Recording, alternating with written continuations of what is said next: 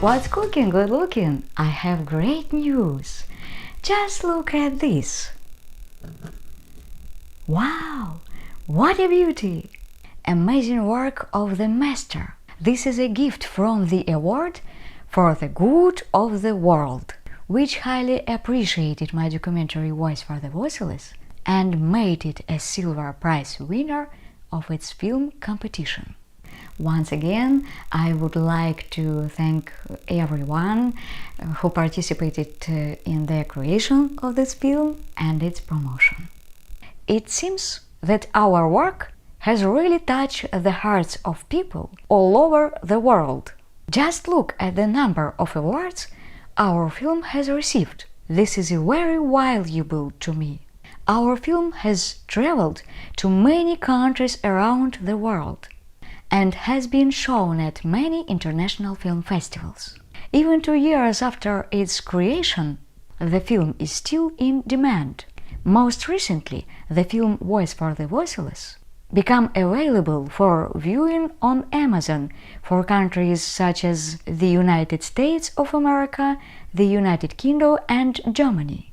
You can find links to the preview in the description below the video. Well, now, at the request of my subscribers, we will show this film live. We are waiting for your comments. Enjoy your viewing.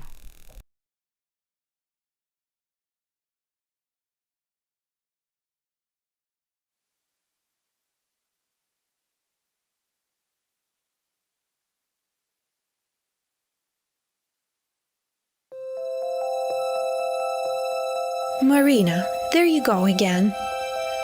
My mom used to tell me. Stop acting in that way. You're a girl. Girls are humans too.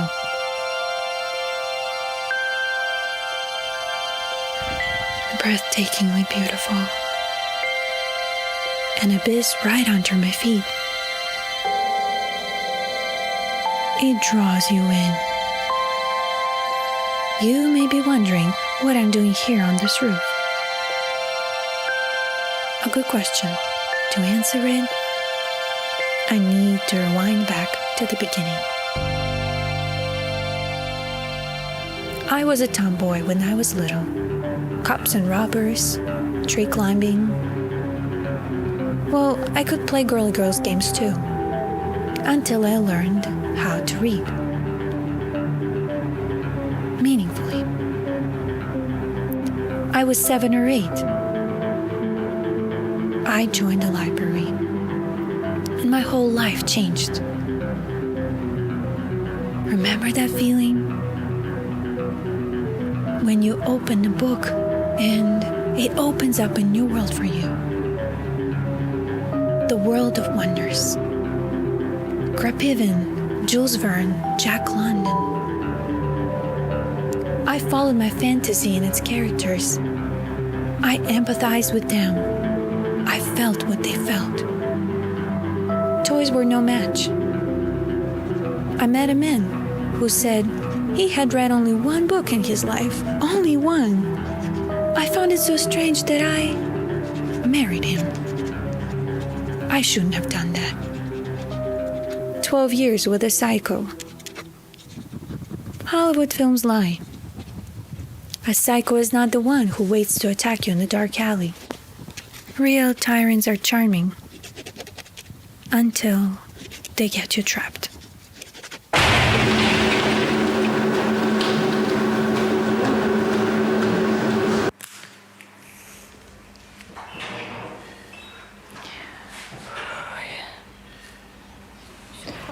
All right.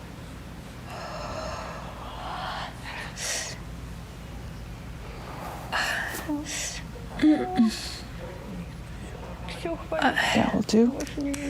We're done.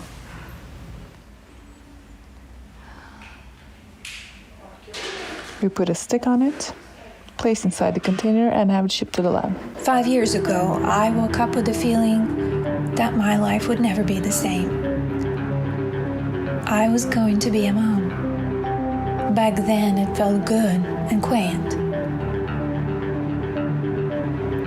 It It was during the pregnancy that I learned about my diagnosis. Why me? Why? When? Did my first love give it to me? What difference at this point does it make?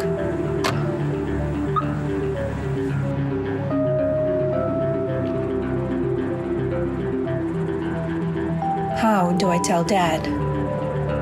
He loves me so much. This might come as a shock to him. That's all right for me. Right. I need the pattern to be wavy and pitted on top.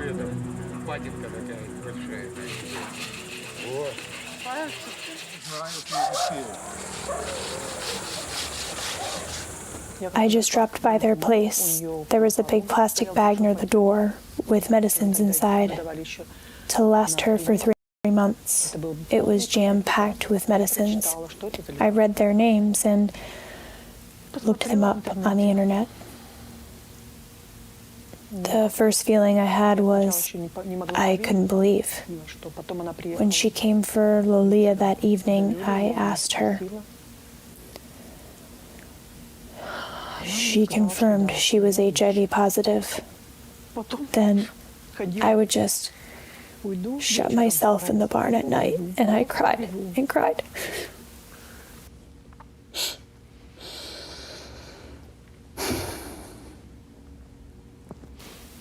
My understanding is that she just needs to take care of herself, and that's it. It's about being immunosuppressed. There's nothing more to it. Who doesn't want their child to be happy? Discrimination? Well, it sure does exist. It's you against the world. The world that opposes you. Most of it.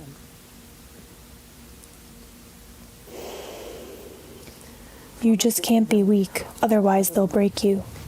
Much to my surprise, my husband took the news easy. He even supported me.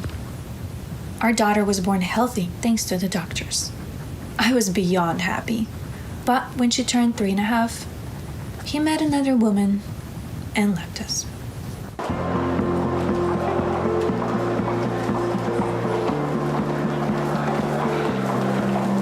I think there are facts in our lives we can never change. In most cases, people are not to blame for the diseases they get. We are here to support these people through the act of slacklining. As you walk, you are balancing. Losing the balance means losing the purpose of life. As you walk, your focus is the end of the line, and you know, you've got to make it to the end.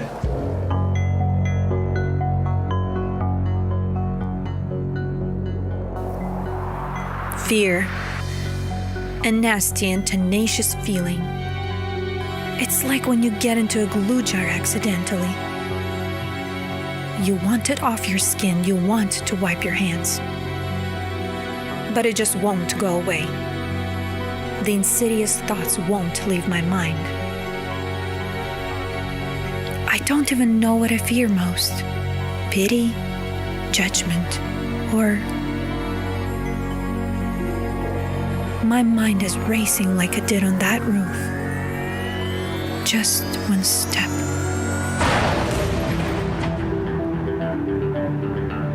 My thoughts are agonizing, tearing me apart. It's me and my personal hell. It's us inside of me. I lived with anxiety for 18 months, fearing my husband might tell everybody. Until he did so. When did this information spread? Beginning of May Beginning of May. of this year, yes. And where? At his workplace. There were many who heard him mention my diagnosis, and then he posted a message on Instagram.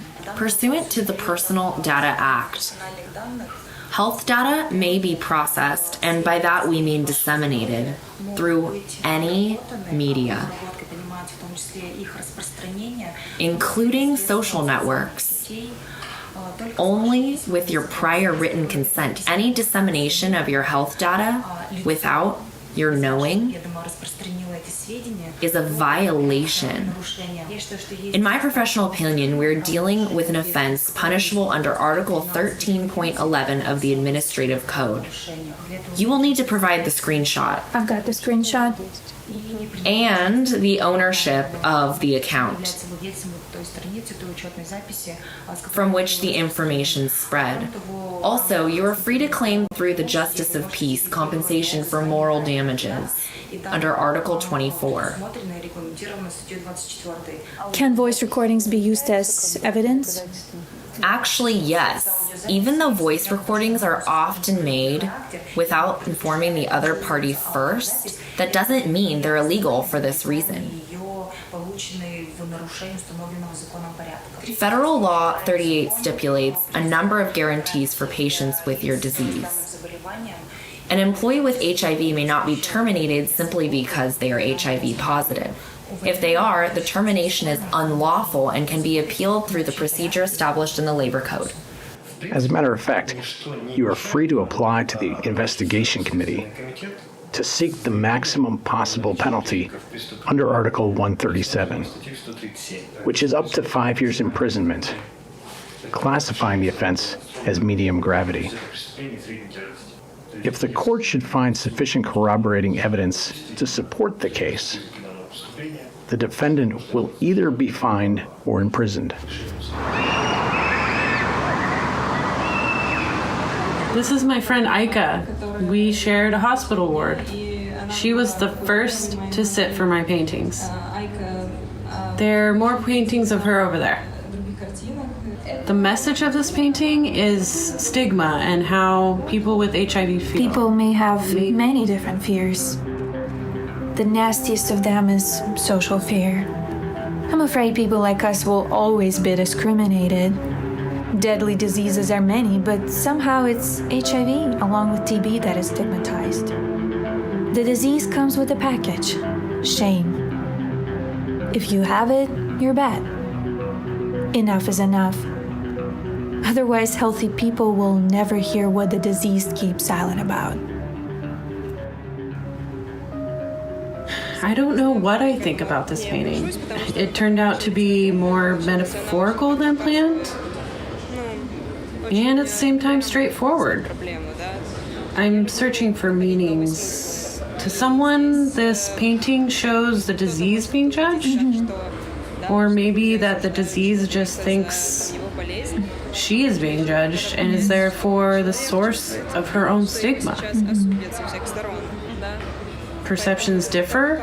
If only we could be more open about it. Okay, I survived TB, so what? Anyone can become infected.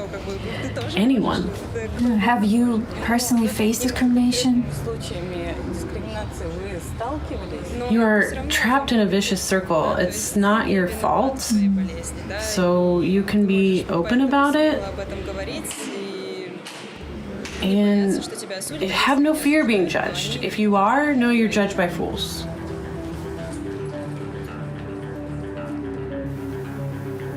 Embarrassing diseases. Unwanted people.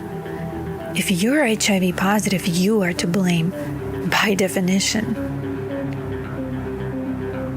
Indeed, ignorance is the root cause of all human suffering. Some people don't even want to learn more, to fear less. Pathology diagnostics is not limited to macroscopic examinations, but includes also microscope, which uses color. So it is through a series of tests that we can validate with 100% accuracy, if it's clinical lab tests, that the case died of HIV. This is what we draw upon before making conclusions. Did you see the virus with your own eyes? Not by light microscope, Electron microscope allows to see them because its resolution capacity is much higher. Under an electron microscope, it is possible to see how the virus behaves and how it enters the cell. What are these stages? Once inside, the virus starts to destroy large quantities of immune cells as the immune system develops a response to it. This stage is short-term and called immunosuppression. During this time, some people feel nothing. Some feel flu-like symptoms. Stage 3 is much longer. Latent or persistent lymphadenopathy. The body lives with HIV infection for a long time, 5 or 6, even 10 years in some people, meaning that HIV advances slow. This stage is marked by a balance between the virus and the antibodies formed by the immune system. But the immunity weakens gradually. Once the immune cells are depleted, stage 4 occurs. If only we could achieve a combined HIV and TB control, the picture would have been completely different. In this country, TB and HIV are mutually aggravating conditions. HIV infection is not transmitted through casual daily contact. HIV transition occurs mother to child before or during birth through blood to blood or sexual contact. An HIV-positive child is not contagious to a group of kindergarten children. Contagious is the prejudice that HIV-infected people are bad. This infection is no longer related to asocial behavior alone, unfortunately. I know I am not contagious. But the very idea of having to explain myself is so humiliating. Who's to say that the future won't bring another infection with persistent myths? The root cause lies in people's being unwilling to come to grips with the issue. The all-Russian mobile HIV testing campaign will travel through 4 towns in Rostov area, starting today in Shakti Theater Square and moving to Novochkhovsky Town Square tomorrow. Residents are invited to free consultations and to have their blood tested. Earlier this year, Rostov-on-Don alone was reported to have revealed 300 new HIV cases.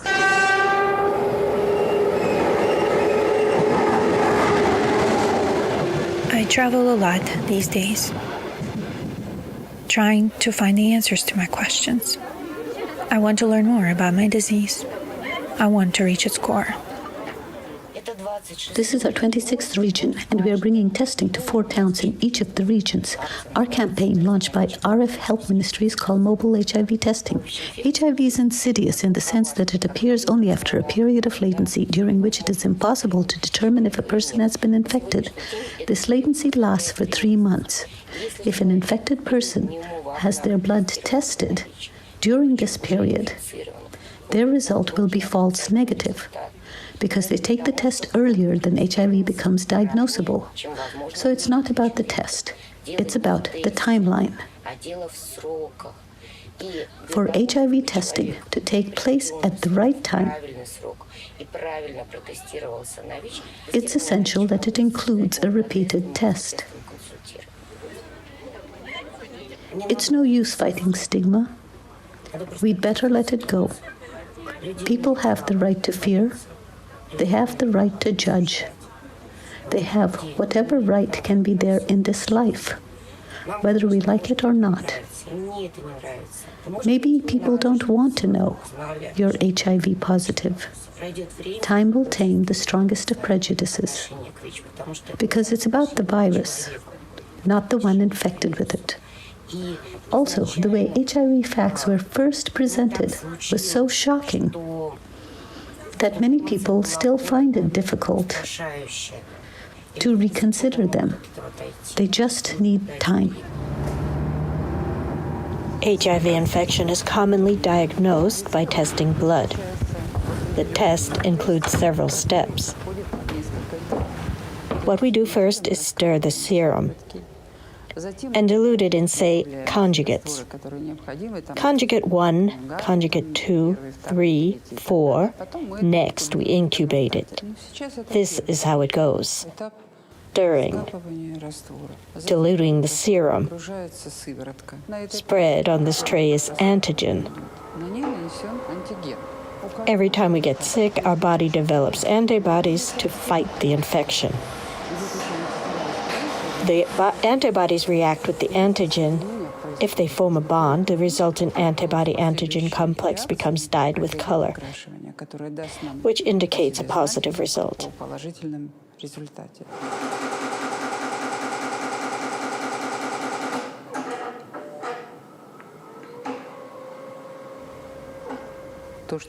Yellow means positive. So once we spot yellow, we use this machine to read the optical density.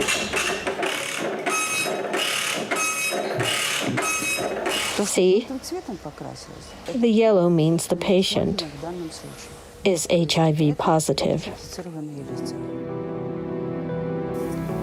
Onwards. Diktarsk.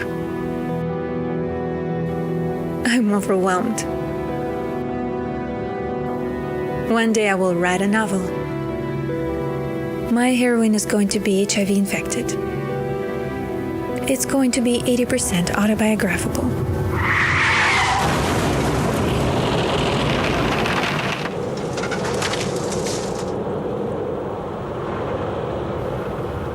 Is this the end of the line? No, it can't be. It's also wrong. If you're going down, go down in a blaze of sun, not in a ditch. Some unseen power had flipped my car into the ditch. Swerving, glass crashing, car upside down, and beginning to sink. April 18, 2017. A strange accident. The road was dry. I drove slow. What could have sent my car to the ditch? The car destroyed, I survived unscathed. I took it as a good sign. Like going back to zero. Only that my car is wrecked. I liked it. Can I talk to you for a minute, please? I don't think you remember me. I don't. Past April. 2017? A red Peugeot. I remember you. You saved me from a sinking car. Was it you? Yes. I'm glad you're fine. Thank you. How come you appeared on scene so quickly? We drove behind you. Right behind me? One car behind you. Really? In the same lane? I thought you were going in the other direction from Repta. No, we're going from Diktarsk. So you saw how the accident occurred? Yes. How did it happen that my car landed in the ditch on the opposite side of the road?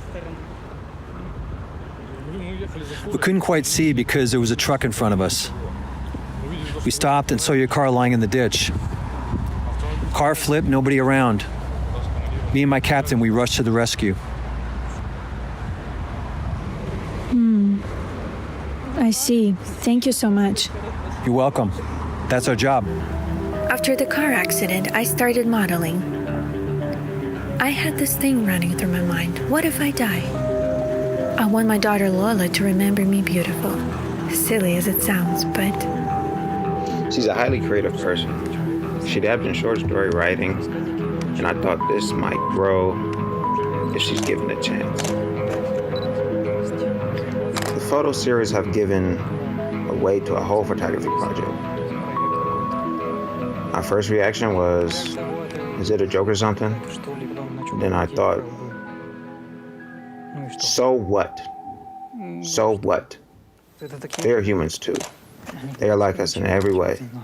It hasn't changed my attitude. It even improved it.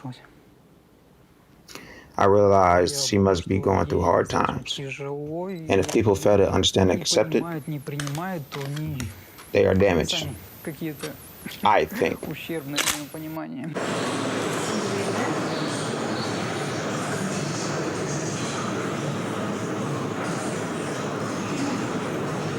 Beautiful, isn't it? I admire these patterns. When I first saw them, I thought, how can human hands possibly create something like this? I'm creating them with my own hands now.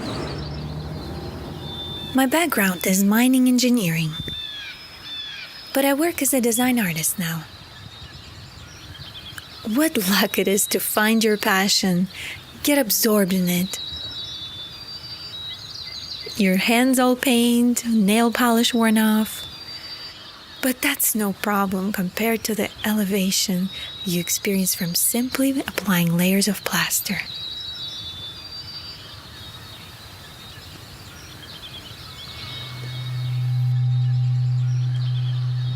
But my mind is anxious.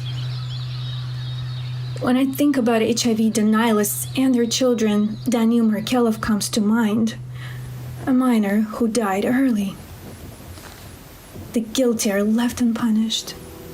I wanted to know what made his parents deny the existence of the virus, even when their child was at the point of death. I began to read and think and read. Is a father who says he's not giving his son HIV medication. Say hi, Papa. Hi, Grandpa. I watched and listened to see why. And I didn't. A normal family with livable income, good social standing, and individual attitude to HIV. The investigation was stopped in less than a year after Daniil died. Less than a year. I think she had died by that time. Daniil was referred to our department by a private clinic, which received him in critical condition. Our reception ward sent him straight into intensive care. His speech was impaired and so was motor coordination. He could barely walk. Oral candidosis, enteropathy, damaged neural system. First, when parents were reluctant to reveal their status, doctors were doing lots of diagnostic tests, but true, a clinical picture like Daniil's results primarily from HIV infection and advanced TB. The HIV test showed that Daniil's mother too was HIV positive. While at the hospital when Daniil was receiving antiretroviral therapy, his viral load decreased 100-fold. His CD4 count did increase up to 87. Even though Daniil's case was very severe, he was diagnosed with HIV encephalitis. He did stand a chance. After his discharge, his parents stopped his antiretroviral therapy, unfortunately. Next time Daniil's condition deteriorated, he was hospitalized in another medical center to receive end-of-life care, not the specific therapy treatment. This led to his death. With adults and children's right to health services enshrined in the laws and the Constitution of the Russian Federation, children are not free to decide for themselves. It's their parents, defined as legal representatives, who make decisions for them. The criminal and civil codes provide for the responsibility for child abandonment in life-threatening conditions. Treatment denial is mentioned nowhere in them. We started a criminal case, but it couldn't continue because his mother died during the investigation. She died of HIV. So the case was closed due to the death of the defendant. How about his father-in-law? Father-in-laws can't be held responsible. But he got away with letting 2 people die. True, but all refusals from antiretroviral therapy and the rest were signed by his mother. I'm more than convinced that if Daniil had been supervised regularly at his local health facility, he wouldn't have developed the condition he had developed. The virus is not my biggest fear.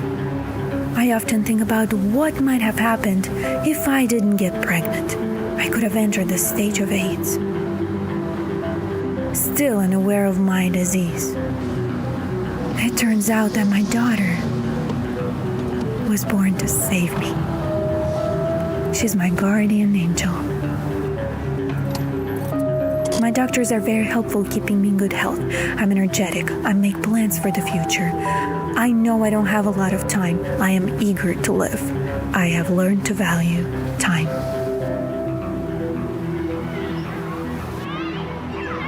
I can't see you.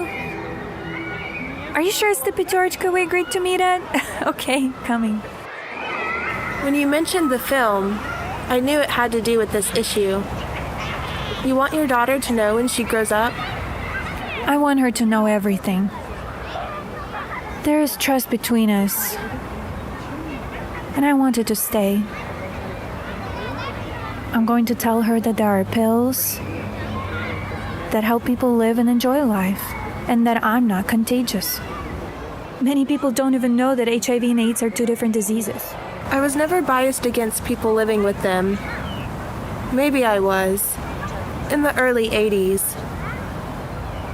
When we first learned about HIV, it was mostly AIDS that people talked about. Maybe because patients didn't get to learn about their disease until they entered later stage shortly before dying. Famous people get infected too. Freddie Mercury was one. Anyone can get it these days. There's no doubt about it. If I were you, I wouldn't. But please, let's not fight. I don't want to fight. He met another woman and was split. Okay, it happened to us. Why fight? I just don't see why. I don't need all this fight. Yes, I admit I was very determined to file the petition. I wanted justice. He broke the law. He did break it. He did. I don't think you should, though. Well, it is your decision after all. But you are doing a brave thing, I think. If this film comes out, I mean, it's your act of selflessness. So, you still want revenge? I don't. That's the point. He took revenge on me. Well, if he took revenge on you, that doesn't say much for his intelligence, then. Thank you. I appreciate your support. I really do.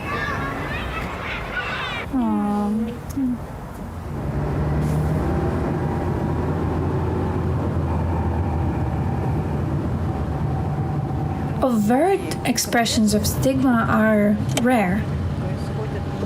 Rather, you end up devoured by your own fears. Fears do exist, and I'm trying to figure them out.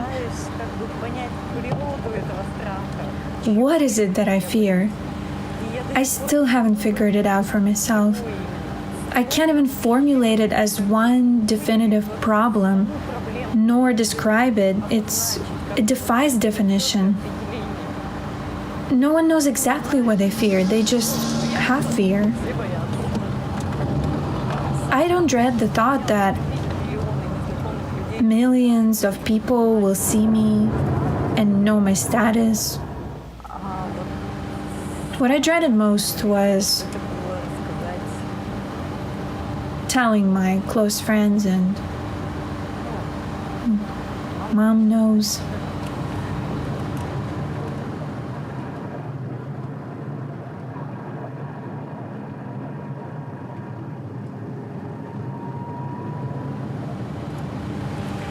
I'm so proud of myself. I've done a good job.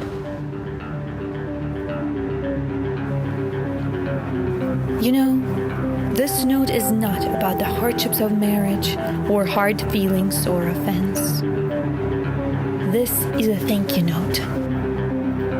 Thank you for leaving me and for all I've been through. My wicked teacher, that hurts so bad. A good lesson learned. And yes, thank you for giving us our daughter.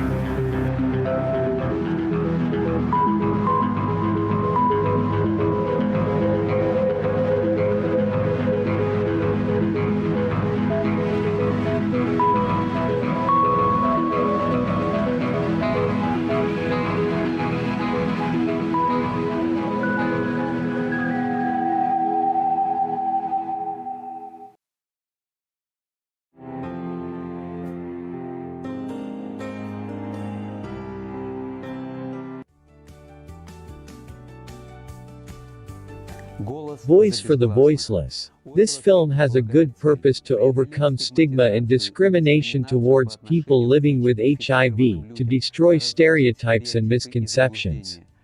The film raises an important social problem of our world. Director Anna Barsukova. Film Voice for the Voiceless.